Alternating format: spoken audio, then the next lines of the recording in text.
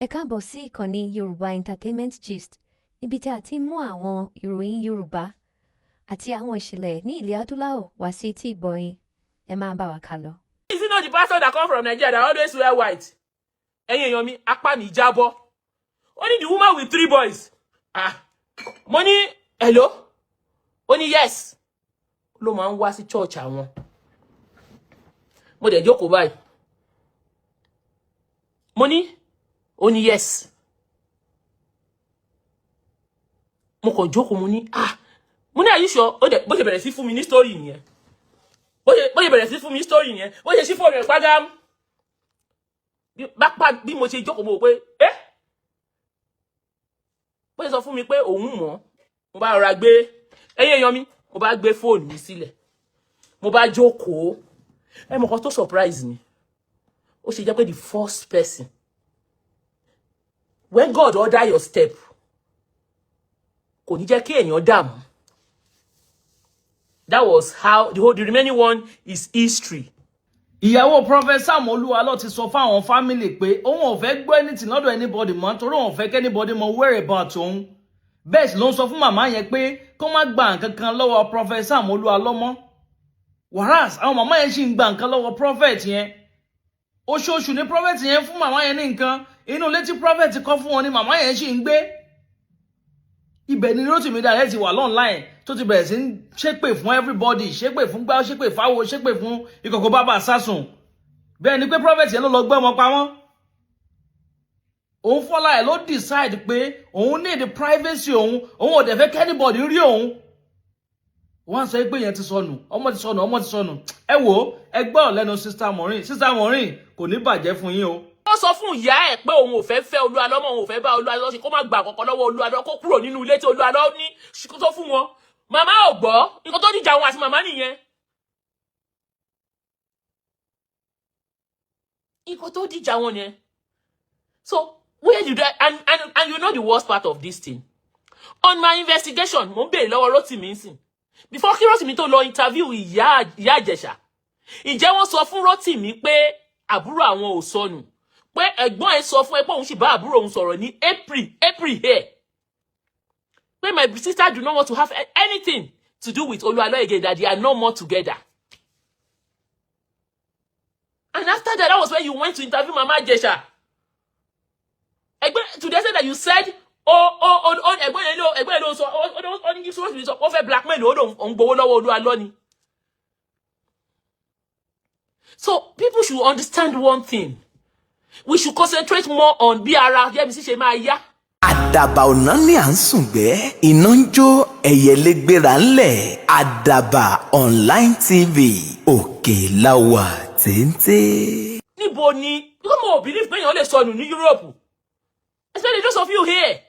So possible kéèyàn sọnù nílùú òyìnbó ni. Fún èèyàn tó lọ́mọ mẹ́ta lọ́wọ́ ẹjọ́ ẹ̀yin èèyàn mi, ẹ̀yin tẹ́ ń gbé lóyìnbó, ẹ jẹ́ á máa ronú náà. So possible ni.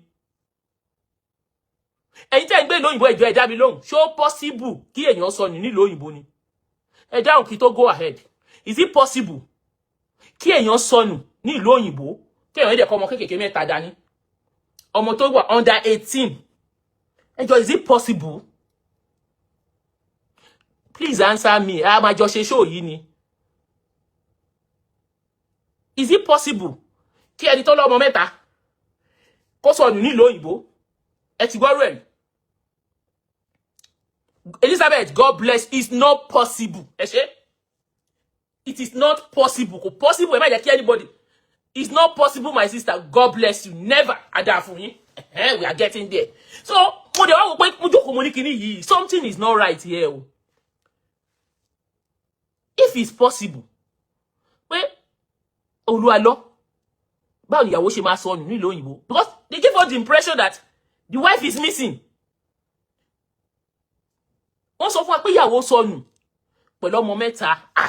Mo wá ní mò ń lọ sí ìlú yẹn. Gbàtẹ́ mi dẹ̀ ti ní details lọ́wọ́. I am not illegal immigrant. Mo ṣe lè rìnrìn mi. Ṣebí ticket àti owó hotel ni. I booked my tickets, I booked my hotel, and I decided to come down. And I want to know, ṣé obìnrin yìí sọnù? Àbí there is more to this story? Mo ti gbọ́ díẹ̀díẹ̀ mo fẹ́ mọ nǹkan tó ń ṣẹlẹ̀. Because if they are going to say Maureen talk, so that nobody gbé mi lọ anywhere, I will know how to defend myself. And when I promise that I'm going to investigate, I know I'm going to already sọ pé mo investigate ní ojú gbogbo àgbáyé. Definitely I will do it. And I traveled to France. And when I got there, as God will have it. Thank you, Sister Kayode. And when I got here, Emi, most of the people who mo bá sọ̀rọ̀, they don't want their voice to be played online. I have it recorded for my own record. And when you are doing investigation, and evidence you don't put it out there. Because this case is a sensitive case. It's deeper than so I decided to since I've decided, because if you want me to do this thing, I want you one bá sọ̀rọ̀ rí. Àwọn kọ̀ọ̀kan wà nínú ẹbí yẹn tí èèyàn need láti bá sọ̀rọ̀. Mo ní àwọn ọkùnrin yẹn lèmi fẹ́ bá sọ̀rọ̀. Ẹ jẹ́ kán bá mi sọ̀rọ̀. Reason I move ahead nìyẹn. You all know that I am on a fact-finding mission to France, precisely Lyon in France, in search of Prophet Sam Olualo wife and children. Fún gbogbo ẹ̀yin tí kò yé, fún gbogbo ẹ̀yin tẹ́ ń wò mí nígbà àkọ́kọ́ tí ẹ wò pé kí ló ń ṣẹlẹ̀. A lot of people have been saying kí ló ń ṣẹlẹ̀. Mo fẹ́ kí ẹ jọ̀ọ́ kẹ́ ẹ gbọ́ mi dáradára. Mo dẹ̀ fẹ́ kí a free mind wa, because I know a lot of us, we are concerned about Ìyá Ìjẹ̀ṣà precisely. So mo fẹ́ kẹ́ ẹ gbọ́ mi dáadáa. Sometimes around maybe this March, April, mo ti ń gbọ́, Olualo, where's your wife? Olualo, Rotimi ti ń sọ, Olualo, first of all, ẹnu Rotimi Daniel ni mo ti kọ́kọ́ gbọ́, Olualo, where is your wife? Mo kàn wò pé your wife and your children. Kọ́kọ́ ní mínì sí mi. Mo kàn máa ń rẹ́rìn ni, but after sometimes mo rí pé the thing is getting more and more momentum. Ó ń gather more and more momentum. Ó wá di nǹkan tó jẹ́ kí n dá sí gbogbo èèyàn ẹ gbọ́ o.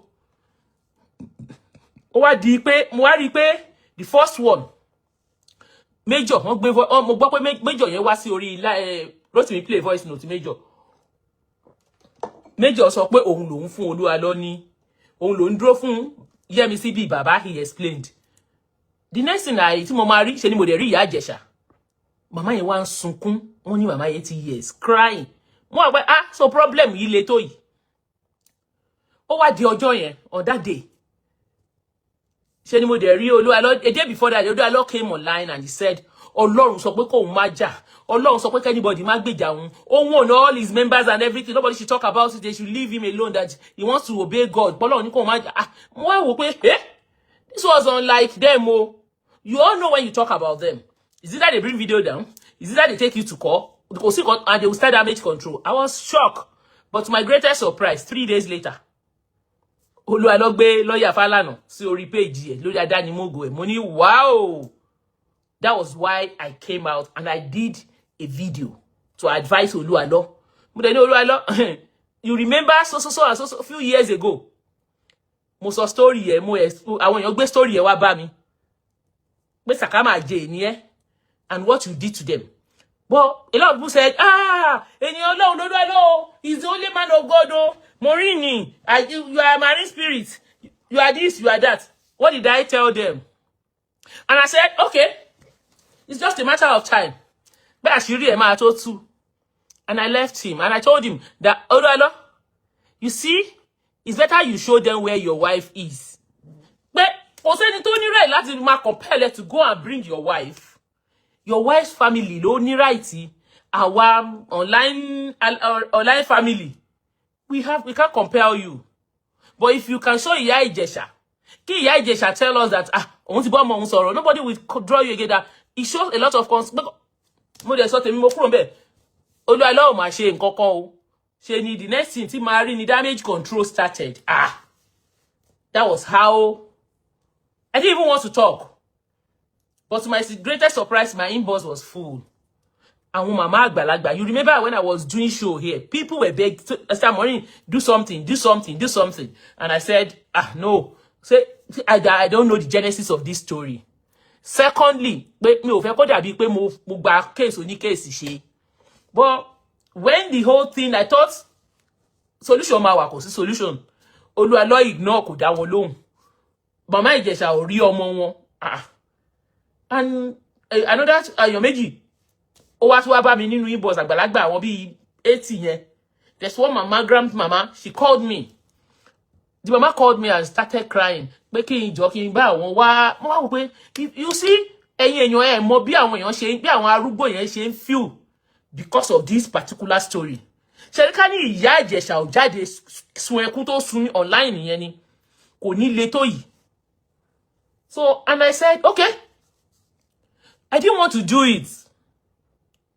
I slept and I woke up, and I woke up one morning like this with a heavy heart.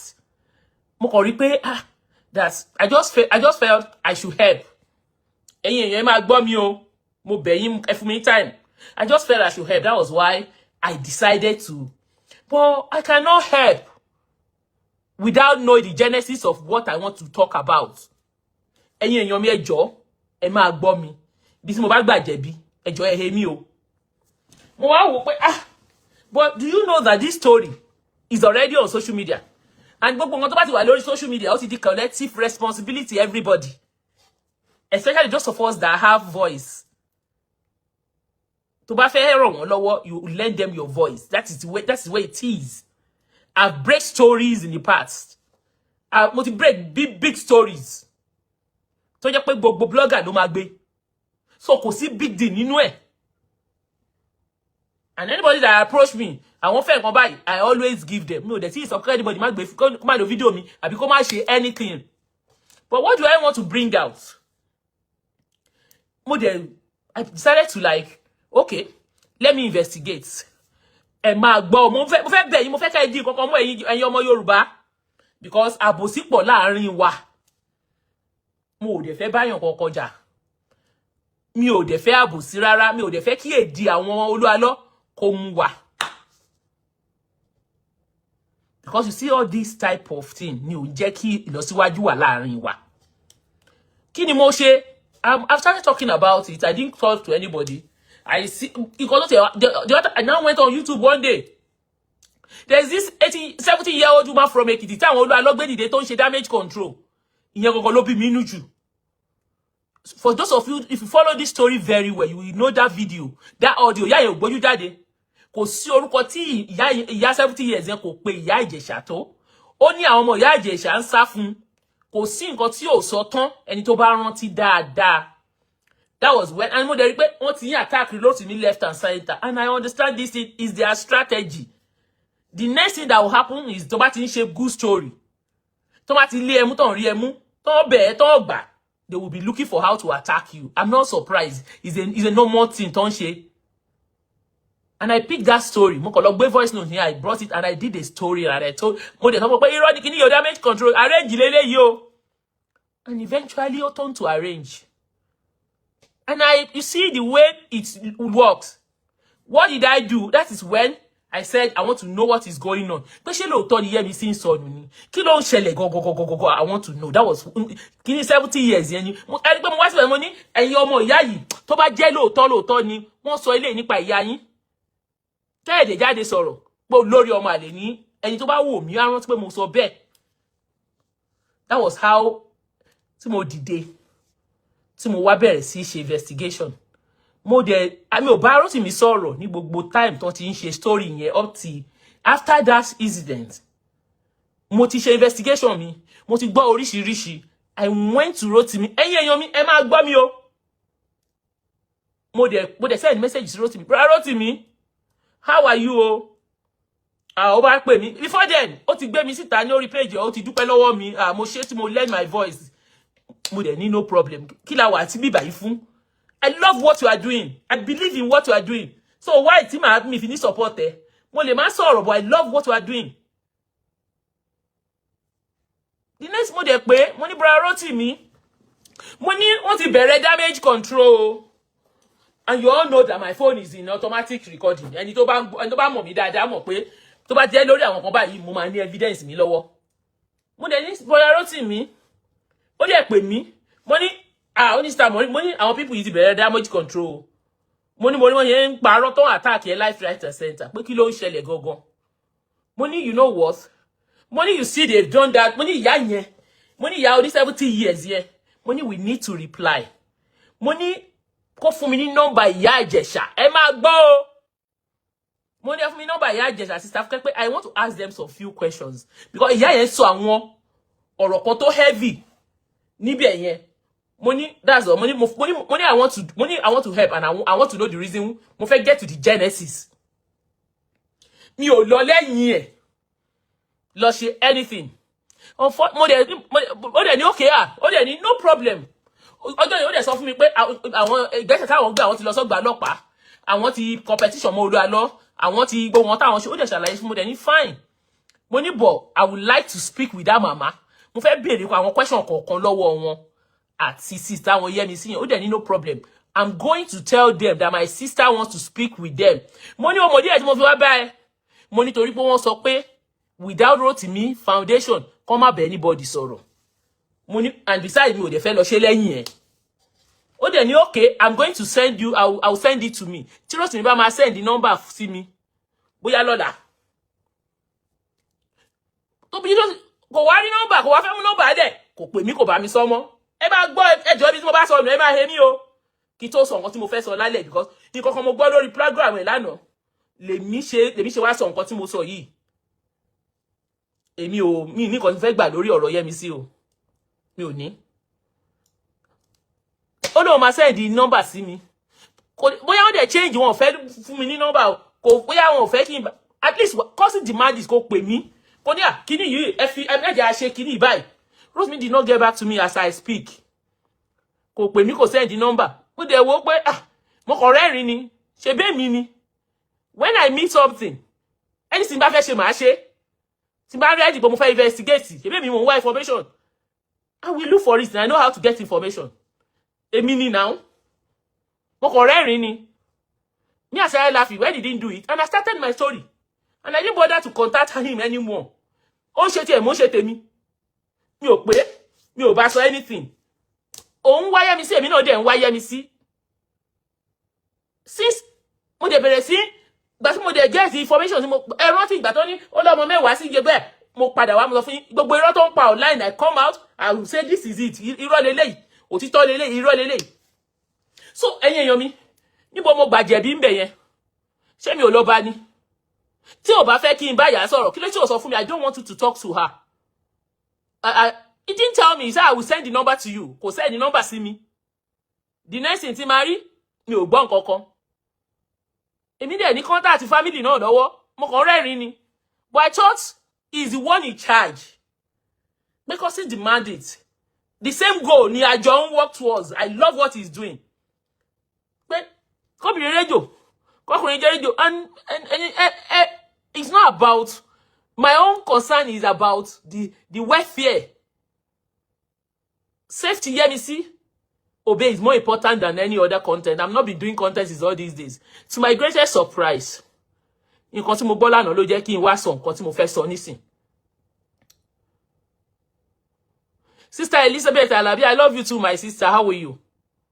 But immediately, mo dẹ̀ ní ìgbà tí mo dẹ̀ ti sọ fún mo dẹ̀ rọra fílẹ̀ mo dẹ̀ ń ṣe show mi lọ. Mo dẹ̀ ń gbé information because èmi náà ní access information mo kàn rẹ́rìn ni. But mo kàn fẹ́ as of the time tí mo lọ bá rẹ́tù mi mo ti ní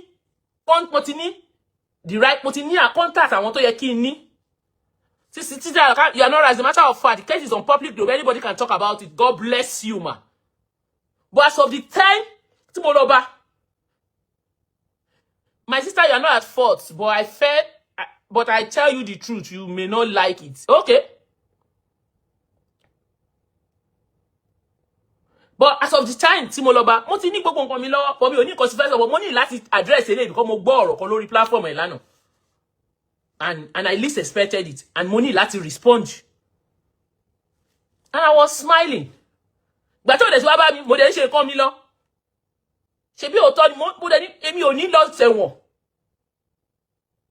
Òun náà pín lẹ́tà kiri èmi ò ní lọ sí ẹ̀wọ̀n àbí kí n lọ sí court fún nǹkan tí mi ò mọ̀ díẹ̀. If I put my neck, put neck me, mo put neck me nìyẹn. So I will damn all the consequences and I'll fight it to wherever I want to fight it to. And to my great surprise, but so it's damn low. Èmi ò dẹ̀ bá sọ anything mọ́.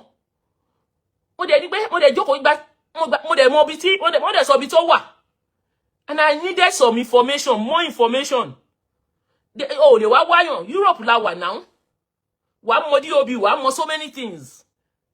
Wà mọ details tí mo need. Ó wà lọ́wọ́ mi. Ṣé details ọmọ ni? Ṣé details òun ni? Every details I need. They needed. I have it. Mo dẹ̀ decide pé okay. Níbo ni? Because mo believe pé èèyàn lè sọnù ní Europe. Especially those of you here. So possible kéèyàn sọnù nílùú òyìnbó ni. Fún èèyàn tó lọ́mọ mẹ́ta lọ́wọ́ ẹjọ́ ẹ̀yin èèyàn mi ẹ̀yin tẹ́ ń gbé ìlú òyìnbó. Ẹ jẹ́ a máa ronú náà. So possible ni. Ẹ̀yin tẹ́ ń gbé ìlú òyìnbó ẹjọ́ ẹ dá mi lóhùn. So possible kí èèyàn sọnù nílùú òyìnbó ni. Ẹ dáhùn kí tó go ahead. Is it possible kí èèyàn sọnù ní ìlú òyìnbó? Kí èèyàn dẹ̀ kọ́ ọmọ kékèké mẹ́ta dání. Ọmọ tó wà under 18. Ẹjọ́, is it possible? Please answer me. A máa jọ ṣe show yìí ni. Is it possible kí ẹni tó lọ́mọ mẹ́ta kó sọnù nílùú òyìnbó? Ẹ ti gbọ́rọ̀ ẹ̀. Elizabeth, God bless. It's not possible. Ẹ ṣé? It is not possible. Kò possible. Ẹ má jẹ́ kí anybody. It's not possible, my sister. God bless you. Never. Ada fún yín. We are getting there. So, mo de wá wò pé mo jókòó mo ní kíní yìí. Something is not right here. If it's possible, pé olualo, báwo ìyàwó ṣe máa sọnù nílùú òyìnbó? Because they give us the impression that the wife is missing. Wọ́n sọ fún wa pé ìyàwó sọnù pẹ̀lú ọmọ mẹ́ta. Mo wá ní nǹkan tó mo wá ní mò ń lọ sí ìlú yẹn. Gbàtẹ́ mi dẹ̀ ti ní details lọ́wọ́. I am not a legal immigrant. Mo ṣe lè rìnrìn mi. Ṣebí ticket àti owó hotel ni. I booked my tickets. I booked my hotel. And I decided to calm down. And I want to know, ṣé obìnrin yìí sọnù? Àbí there is more to this story. Mo ti gbọ́ díẹ̀díẹ̀. Mo fẹ́ mọ nǹkan tó ń ṣẹlẹ̀. Because if they are going to say Maureen talk, so that nobody gbé mi lọ anywhere, I will know how to defend myself. And when I promise that I'm going to investigate, I know I'm going to already sọ pé mo investigate ní ojú gbogbo àgbáyé. Definitely I will do it. And I traveled to France. And when I got there, as God will have it. Thank you, Sister Kayode. And when I got here, Emi, most of the people who mo bá sọ̀rọ̀, they don't want their voice to be played online. I have it recorded for my own record. And when you are doing investigation, and evidence you don't put it out there. Because this case is a sensitive case. It's deeper than so I decided to since I've decided, because if you want me to do this thing, àwọn tí wọn ò bá sọ̀rọ̀ rí, àwọn kọ̀ọ̀kan wà nínú ẹbí yẹn tí èèyàn need láti bá sọ̀rọ̀. Mo ní àwọn ọkùnrin yẹn lèmi fẹ́ bá sọ̀rọ̀. Ẹ jẹ́ kán bá mi sọ̀rọ̀. Reason I move ahead nìyẹn. And that reason mo dẹ̀ gbàdúrà, and as God will have it. And I have a green line and a go ahead. And that was why I decided to go. And as God will have it, when I got here, the day I got here, go. Tẹ́ bá fẹ́ gbọ́, ẹni tó bá ní kò sí Ọlọ́run, ó ti dòkú. Ọlọ́run wà. Àdúrà dẹ̀ ń gbà. Ọlọ́run dẹ̀ rí, ó rí inú mi. Tó bá ti jẹ́ pé ó ní nǹkan míì tí mo wá ṣe nílùú yìí, ju ọ̀rọ̀ yìí nìkan lọ. K'Ọlọ́run fìyà jẹ mí. Nǹkan tí mo bá wá nìyẹn. Because mo wò pé ó possible kéèyàn sọnù ní báyìí nílùú òyìnbó. And bí mo ṣe dìde báyìí the first place, because I wanted to eat. It's a new town for me, mi mọ̀ yàn rí mi mọ̀. Níwájú Ọlọ́run àti mi ò mọ̀ ẹ̀dá alààyè kankan ní ìlú yìí. I don't know anybody in this town. àwọn èèyàn tí mo mọ̀ sí France, Paris náà wà. So mo gbé Uber mi, mo ti book. Ṣé bá mo wù mí 5-star hotel mo dé síbí náà. I bought my ticket, mo ra ticket mi, mo ra Kini, mo dẹ̀ wá. Mo dẹ̀ mo because ó ní bí tí èèyàn wá yàn sí náà, ó ní procedure. Healthcare practitioner ni mí náà, ṣé mo mọ bó ṣe ń wọ́ ọmọdé. Iṣẹ́ tí mò ń ṣe lójoojúmọ́, ọjọ́ tí mò ń ṣe ní ojoojúmọ́ ọjọ́ ayé mi nìyẹn.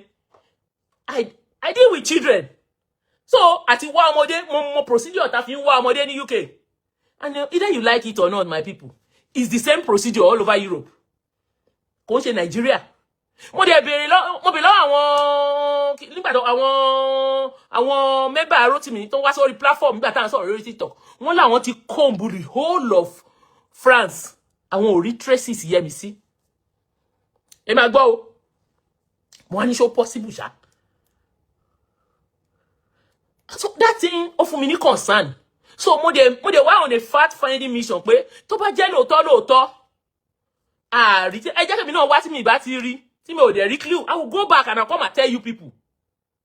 And that was why I came. And as God will have it, ẹ̀rù Ọlọ́run go bà mí on that day. I got to a train station. Mi ò mọ bó ṣe ń ra tíkẹ́ẹ̀tì wọn. Uber mò ń gbé, ó wá dọjọ́ yẹn, mo ṣe drop mi. Wọ́n fẹ́ lọ jẹun, wọ́n wá bí tí mo fẹ́ jẹun. Wọ́n wá ní the next train, the next bus stop, ibi tí dúdú pọ̀ sí nìyẹn. Pé màá ní mò ń wá African restaurant. Mo kàn wọ train station yẹn, mo wọ train station yẹn báyìí. Train station attendant ní sister yẹn. Bí mo ṣe lọ bá nìyẹn. First person tí mo line mi sọ mission mi fún. Mo lọ bá ní pé, hello ma. God bless that sister. Are you from, only hello? Mo kọ́kọ́ bẹ̀rẹ̀ pé mo ra ticket ó sọ fún. Are you from Nigeria? Only yes. Only this one is direct o. Nǹkan tó lóhùn rò sọ́kọ̀ yẹn. Mo ní, are you from Nigeria? Only yes. Mo ní you're from Nigeria. Mo ní yes. Inú mi dùn. Because pé mo jà pé ara ilé wáyà because àwọn dúdú tí mo rí bẹ̀. French ni gbogbo wọn sọ.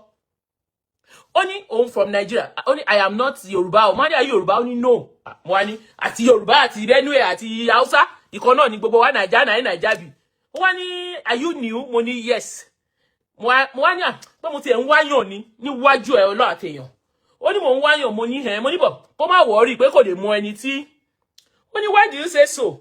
Mo ní there is one woman like this. Ó wá ní why are you talking about the woman that the white garment guy like this? Mo ní rárá o. Mo ní there are no white garment o. Only is it not the pastor that come from Nigeria that always wear white? Ẹ̀yin èèyàn mi, apá mi jábọ́. Only the woman with 3 boys. Mo ní hello? Only yes. Ló máa ń wá sí church àwọn. Mo dẹ̀ jókòó báyìí. Mo ní only yes. Mo kàn jókòó mo ní mo ní are you sure? Ó dẹ̀ bó ṣe bẹ̀rẹ̀ sí fún mi ní story nìyẹn. Bó ṣe bẹ̀rẹ̀ sí fún mi ní story nìyẹn. Bó ṣe ṣí fóònù ẹ̀ pàgám. Bí mo ṣe jókòó mo pé bó ṣe sọ fún mi pé òun mọ̀. Mo bá rọra gbé ẹ̀yin èèyàn mi, mo bá gbé fóònù mi sílẹ̀. Mo bá jókòó. Ẹ mọ̀ kan tó surprise mi. Ó ṣe jẹ́ pé the first person. When God order your step, kò ní jẹ́ kí èèyàn dààmú. That was how the remaining one is history. The remaining one is history, ẹ̀yin èèyàn mi. Mi ò tẹ̀ fẹ́ kọ́kọ́ post ẹ̀ gan. I didn't even want to talk. Mo kàn decide pé ẹni pé mo ti kọ́kọ́ post picture kan pé guys àwọn mi gbà àwọn mi ò gbà lórí page mi. I'm not in a competition with anybody o. Ẹ jẹ́ kí kíní kọ̀ọ̀kan ó jẹ́ kó yé wa lórí cyberspace yìí. I'm only trying to help. I'm not doing it because of content. I don't even have time for content anymore. The next thing ti marry. You know the Rosy ṣe show kan lánàá. Òun ṣe show ó sọ̀rọ̀ àwọn blogger. Rosy mi ò gbé lọ́wọ́ orí page mi.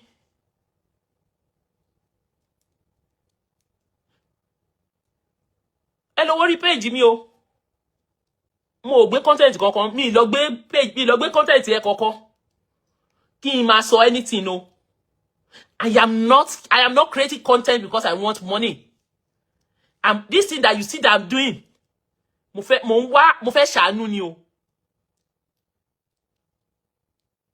Because it's not for anything. And when I got there, I found out it's a different thing entirely. Pé obìnrin yóò sọnù. Ẹ̀yin èèyàn mi, obìnrin yóò sọnù. You can imagine kí n má wá. I will still be shouting, Olualo, where is your wife? Tí mi bá wá síbí, I will still be shouting, Olualo, where is your wife? Kò sọnù. This woman does not want to have anything to do with Olualo. Kò fẹ́ nǹkan kan láti ṣe pẹ̀lú Olualo. This relationship, wọ́n ti dàrú, ó ti jọdún mẹ́ta lọ. Ṣé ẹni tó ń sá àsálà fún ẹ̀mí ẹ̀? Ẹ má jẹ́ gbogbo wọn tá bá ń ṣe láyé yìí. If there's one thing, I will never support Olualo because mo ko Olualo ìkà èèyàn ni. Nǹkan tó ṣe fún ọmọbìnrin yẹn. Mi ò gbàdúrà ìfọ́tà mi. But òun fún ara ẹ̀ ló ń sá fáwọn èèyàn tó jọ wà ń lù.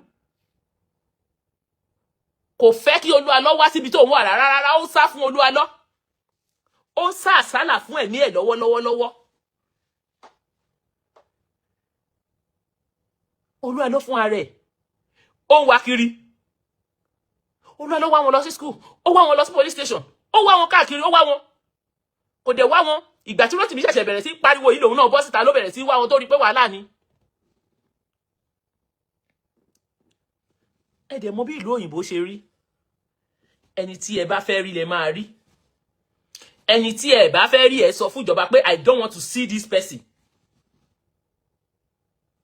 They will respect your privacy. Hope you know what is called confidentiality and privacy in this Europe. They will respect your privacy more than anything. This woman is a spiritual thing. Ó ń kígbe. Ó ní ọwọ́ ọkọ ilẹ̀ ló wà ńbẹ̀.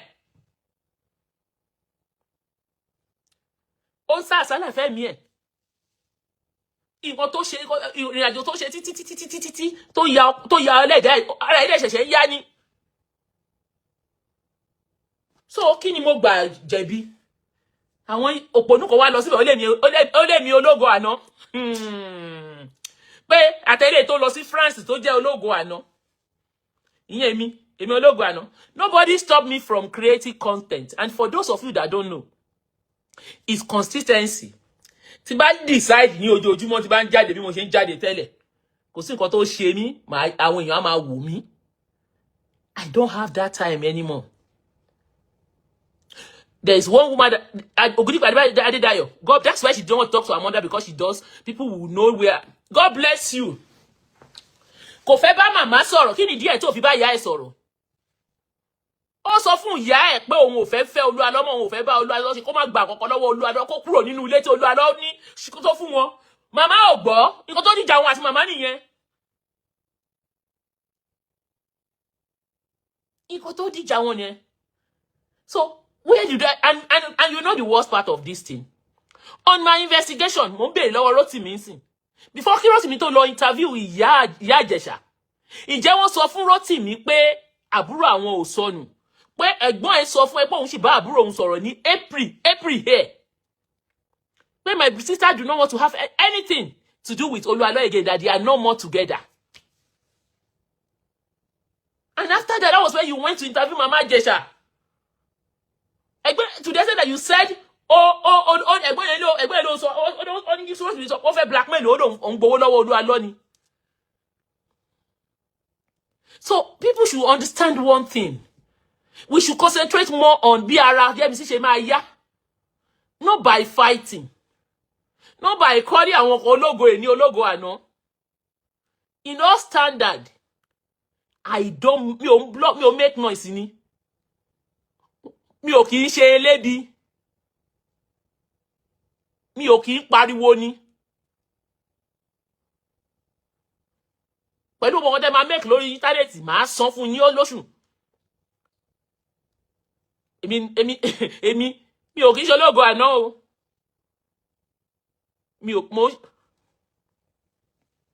Mi kì í ṣe ológo àná. For the fact that I don't speak online. And tó pè mí lólógo àná. Mo kàn rẹ́rìn ni. You send rubbish things to me. O send ṣé Godfather àbí kí ló porúkọ ẹ? Mo máa ní gbogbo nǹkan tó máa send mi sister Maureen orí ìran báyìí mo dẹ̀ rí pé gbogbo nǹkan tó ń ṣe yóò dà pé nǹkan tí ń ṣe yín lọ́pọlọ. That was why I don't answer you. So you want me to bring all those one online? You want me to play? So you have to wa boss reply mo lọ France. Ṣé o ti mi ní only special right kan lórí case yìí ju eléyìí tí mo ní ni. Èmi àti ẹ̀ ará Tani wá. A kì í ṣe bí ẹ̀. A kì í ṣe bí Iyabo. So kéèyàn kó má gbé anybody tó bá ti rí information tó bá so far is authentic. So far is authentic. And me, I cannot join you. Kí wá máa pa irọ́. Nígbà tí èèyàn táwọn family ní ọmọ àwọn ò sọnù. Tí mo dé ibi tí mo rí pé kò sọnù. Tí mo dé wò pé ó ní spiritual nǹkan tó ṣẹlẹ̀ is deeper than gbogbo kariwo tá ń pa lórí internet. Èèyàn ń la spiritual battle kọjá. Ó need àdúrà. Nǹkan tẹ́mi kan bá ń bí ojú nǹkan tí mo mọ̀ lọ. They told you that àbúrò àwọn ò sọnù. Àwọn ìbá àwọn sọ̀rọ̀ ní April. If you want to know most of this video, ó wò. So people should just understand and stop all this madness. So why should I sit down kí wá máa pa irọ́? And when I find out, mi ò sọ lé lọ́jọ́ yẹn mo kàn sọ̀rọ̀ jẹ́jẹ́lì mo dẹ̀ rọra kúrò lórí ẹ̀.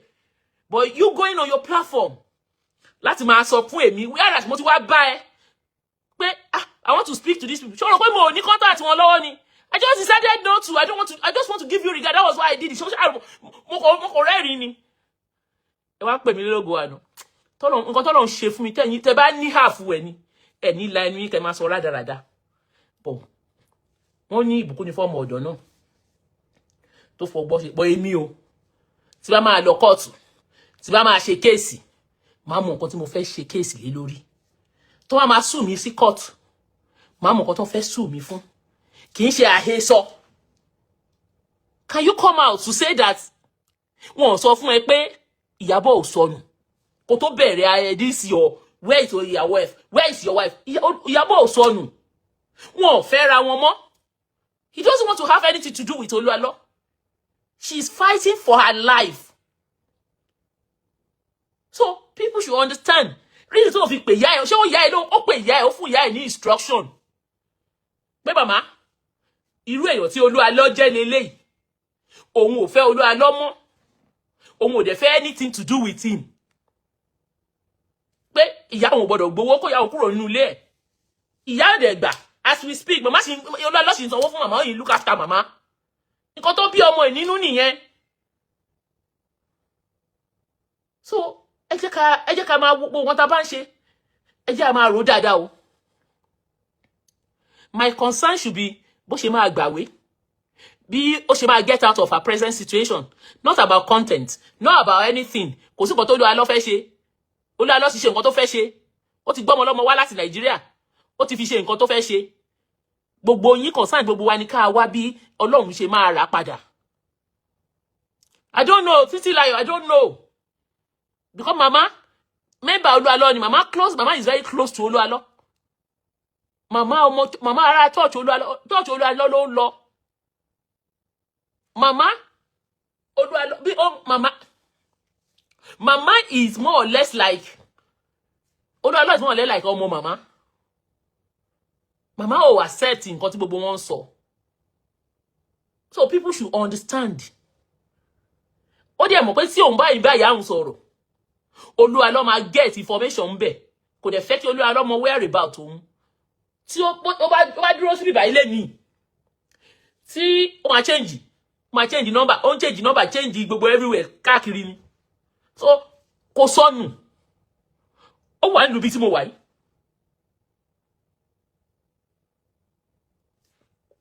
So ẹ jẹ́ ká get àwọn kọ̀ọ̀kan right o. Mi ò lòdì sí nǹkan tó ṣe o. In fact, I support what you are doing.